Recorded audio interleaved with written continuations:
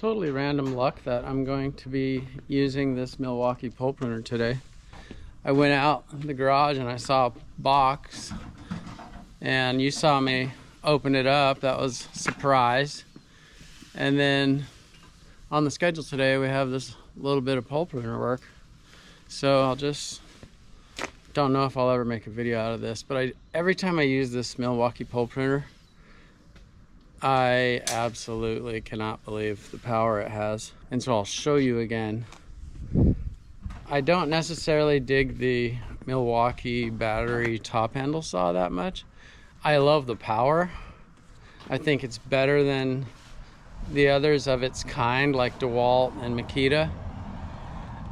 I think Husky's got the best one, but at least they give you all the power right away with Milwaukee. They don't scrimp on power. And this thing, nothing will outperform it that I've seen, gas or battery. Hey Max, hold this camera on my cut. Doing big power cuts with the pole pruner. Yeah, I mean, and it's been used a bunch. I mean, it's not like a pristine chain, but watch this. I mean, that's ridiculous.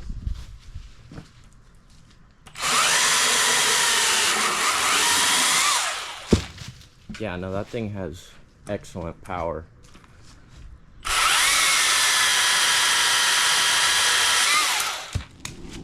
I didn't show it, but it was just a bunch of pole pruner work for roof clearance.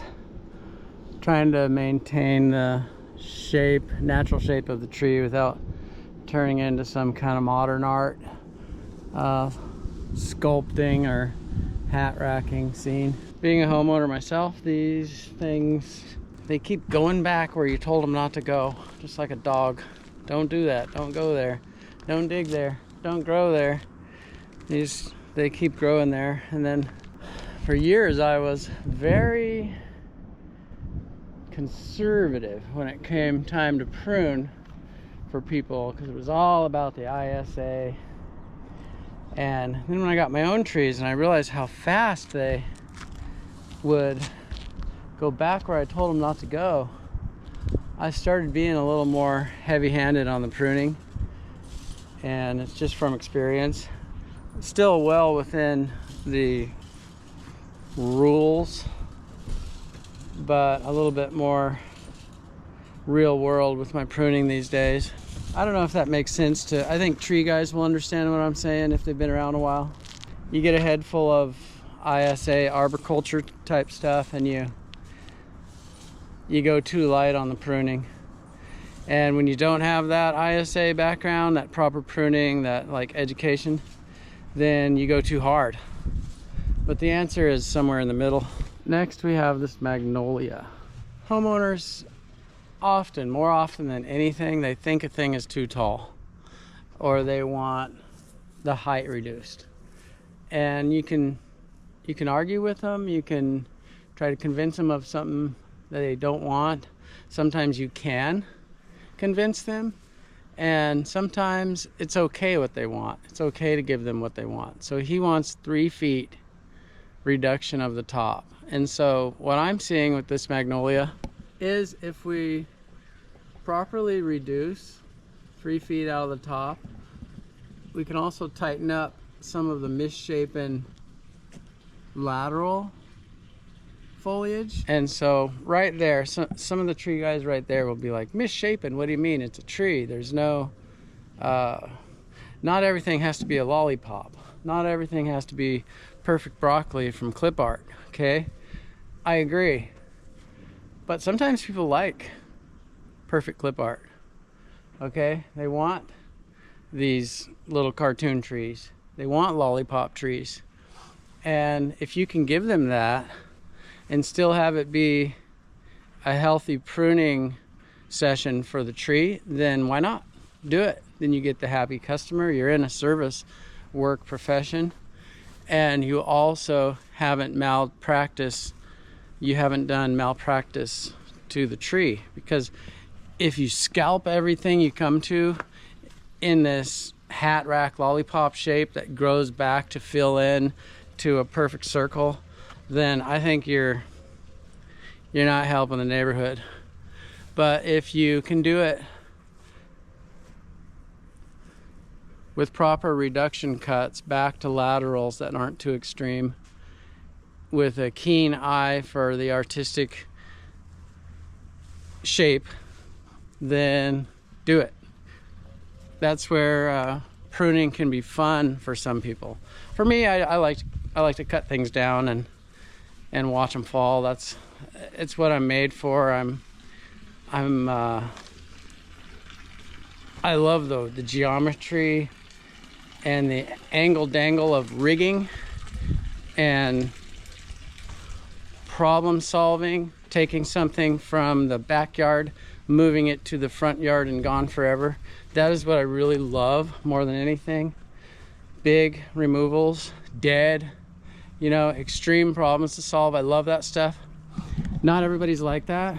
Some people will just be in their element with a hand saw and a quiet little battery saw, and they'll take a tree like this and make a happy customer out of both the tree and the owner. There's a side of me that enjoys that because it's got a before and after that's a little more interesting than just, look, the tree was here and now it's gone. But I definitely lean more the other way.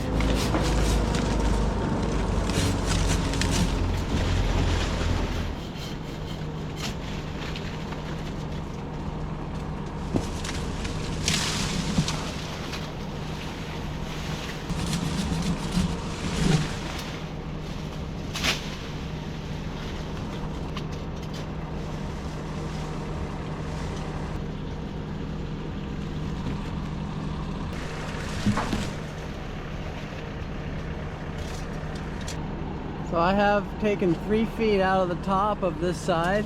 Yeah. But I haven't done it with any big gnarly cuts. Headache?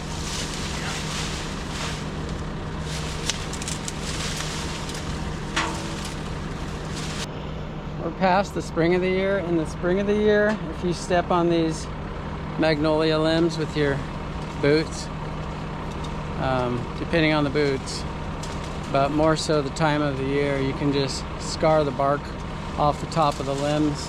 It just peels off like a sunburn skin. It comes off real easy. So you gotta watch for that in the spring of the year. Sometimes guys will pride themselves on not wearing spurs in a tree. Then they'll step all over the tops of the limbs and skin the bark off, and it's actually worse than a poke hole.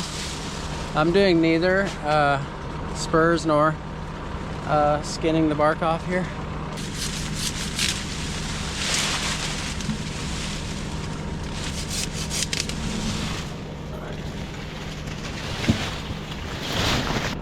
So what I do is I go through and I make the main cuts. They're all acceptable cuts as far as not taking too much. You want a lateral that's at least 1/3 the diameter of the one you cut. So this is 1/3, and then by the time you add these other 2 laterals, you're gonna have, this is gonna heal over. It's gonna be no problem.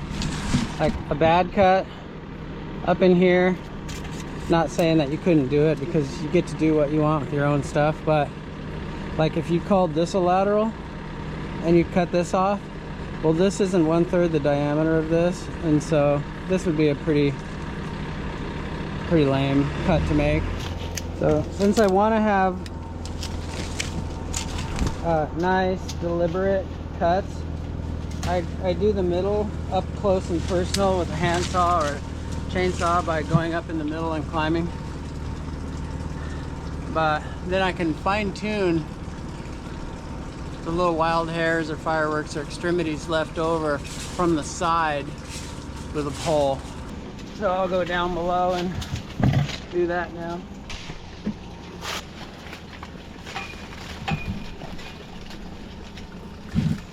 So I got my height out here from our viewing spot. I'm out here at the viewing spot, the before and after site. So now I'll go up, I got the height out of it, now I'll go up and tighten up the curves a little bit.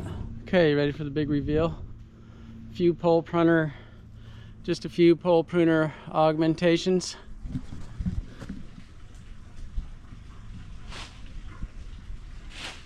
Everything's been done according to industry standards. And I'll show you the other side too, so you don't think I just made it good on one side for you. So doing these types of jobs, it's always good. I mean, you want the privacy between places. So you want a balance between that, and you want definition between things. So they have this little arbor and this ivy here. So the ivy was swallowing the tree, and it was using a little dead Japanese maple that was probably really nice when it was all built. But it got crowded out and died, and so it was just using it as a scaffolding to invade. It was like a invasion ladder for the ivy. So clear that out of there, get some definition between things, and tighten it up. So if you were going to do the whole yard, you'd get definition. You'd probably choose to get rid of some things, and you'd tighten up the definition between each rhododendron, Japanese maple, whatever. You'd get some definition and start to claim your yard back. We got a good start on it today. But what do you think? Like, comment, subscribe, let me know.